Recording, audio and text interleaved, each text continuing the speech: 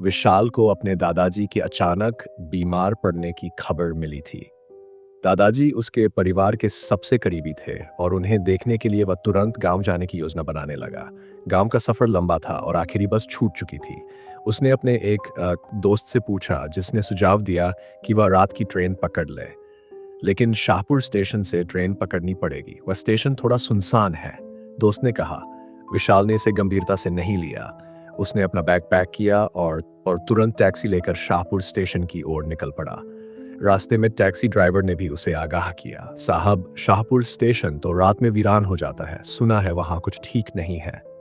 विशाल ने हल्की हंसी में कहा, यह सब दकियानूसी बातें हैं। ट्रेन ट्रेन पकड़नी है और कुछ नहीं। रात के करीब 30 बजे विशाल स्टेशन पहुंचा। यह स्टेशन उसकी कल्पना से भी ज्यादा खामोश था। प्लेटफॉर्म पर बस 2-3 टूटे हुए बेंच थे। टिकट खिड़की बंद हो चुकी थी। पुरानी इमारत के दरवाजे और खिड़कियां ऐसी लग रही थी जैसे बरसों से किसी ने उनकी मरम्मत नहीं कराई हो। विशाल ने अपने बैग से पानी की बोतल निकाली और एक कोने में बैठकर ट्रेन का इंतजार करने लगा। स्टेशन पर एक धुंधली स्ट्रीट लाइट जल रही थी, जिसकी रोशनी बेहद कमजोर थी। वातावरण में अजीब सी नमी और सर्दी महसूस हो रही थी। रात गहराती जा रही थी। विशाल ने अपनी घड़ी देखी। ट्रेन आने में अभी आधा घंटा बाकी था। तभी उसे महसूस हुआ कि कोई धीरे धीरे उसके पास आ रहा है। उसने सिर उठाकर देखा। एक बूढ़ा आदमी जिसने फटे हुए कपड़े पहने थे और हाथ में एक पुरानी लकड़ी की लाठी पकड़ी हुई थी। बेटा, तुम यहाँ क्यों रुके हो? बूढ़े ने गहरी आवाज में पूछा। ट्रेन का इंतजार कर रहा हूँ, विशाल ने जवाब दिया। रात में इस स्टेशन पर ट्रेन का इंतजार मत किया करो। कई लोग यहाँ से कभी घर नहीं लौटे। विशाल को बूढ़े की बात अजीब लगी। उसने हल्की मुस्कान के साथ कहा, आपकी बात का क्या मतलब है? बूढ़ा आदमी कुछ देर चुप रहा, फिर बोला, इस स्टेशन का अपना एक अतीत है, यह श्रापित है। विशाल ने इससे पहले भी अपने दादाजी से स्टेशन के किस्से सुने थे, लेकिन उसने हमेशा इन्हें सिर्फ कहानियों की तरह लिया। बूढ़े आदमी ने और कुछ कहने के बजाय प्लेटफॉर्म से उतरकर अंधेरे में गायब हो गया। विशाल ने सोचा कि शायद यह आदमी पागल होगा। रात के करीब 5 बज चुके थे। ट्रेन आने में कुछ ही मिनट बाकी थे। विशाल ने दूर से ट्रेन की रोशनी देखी, लेकिन तभी उसकी नज़र प्लेटफॉर्म के दूसरे छोर पर पड़ी। वहां एक महिला सफ़ेद साड़ी में खड़ी थी। वह महिला स्थिर खड़ी थी, मानो वह किसी का इंतजार कर रही हो। उसका चेहरा घने बालों से छिपा हुआ था। विशाल ने सोचा कि शायद वह कोई यात्री है। मैडम, आपकी भी ट्रेन है? विशाल ने हिम्मत करके पूछा। महिला ने कोई जवाब नहीं दिया। वह धीरे धीरे मुड़ी। जैसे ही उसने अपना चेहरा दिखाया, विशाल का दिल दहल गया। उसका चेहरा बुरी तरह झुलसा हुआ था और उसकी आंखें बिल्कुल सफेद थीं। महिला ने धीरे से कहा, यहां से चले जाओ, तुम्हें यहां नहीं रुकना चाहिए।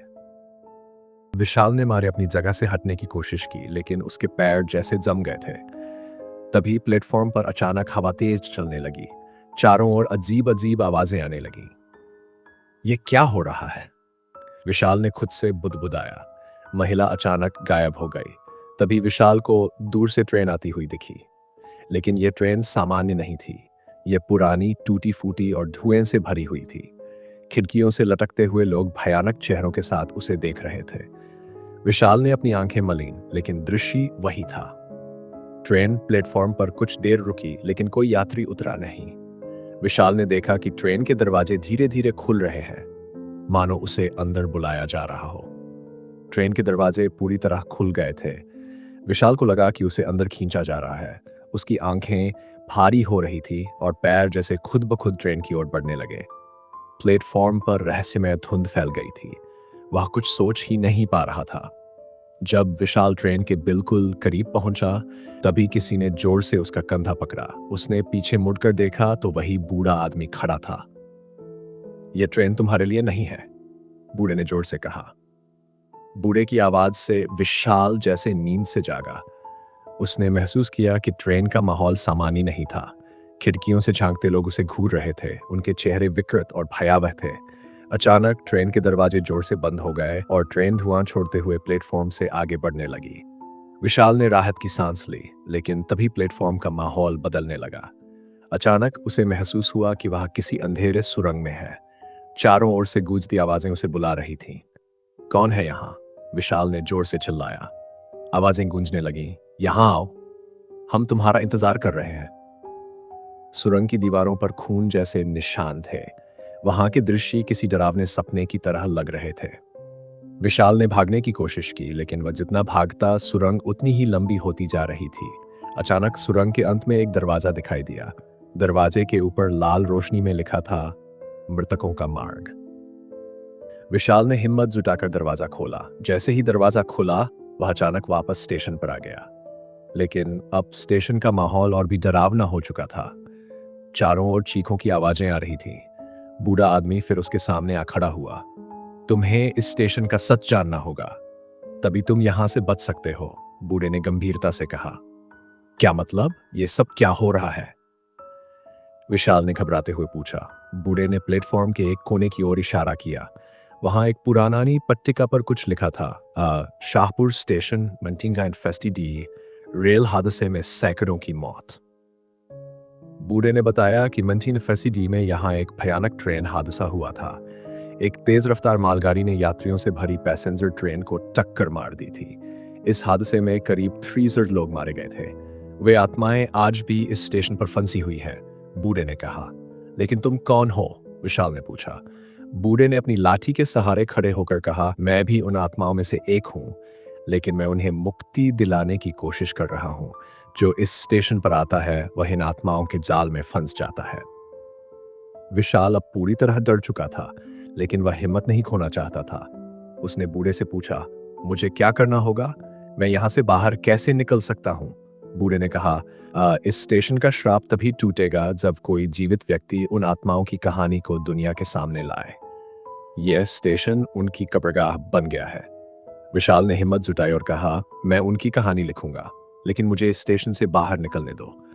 बूढ़े ने उसे एक मशाल दी और कहा, इस मशाल की रोशनी तुम्हें सुरंग से बाहर ले जाएगी, लेकिन याद रखना, रास्ते में वे आत्माएं तुम्हें रोकने की कोशिश करेंगी, उनसे दूर रहना। विशाल मशाल लेकर सुरंग में वापस घुस गया। इस बार वह अंधेरे से नहीं डरा।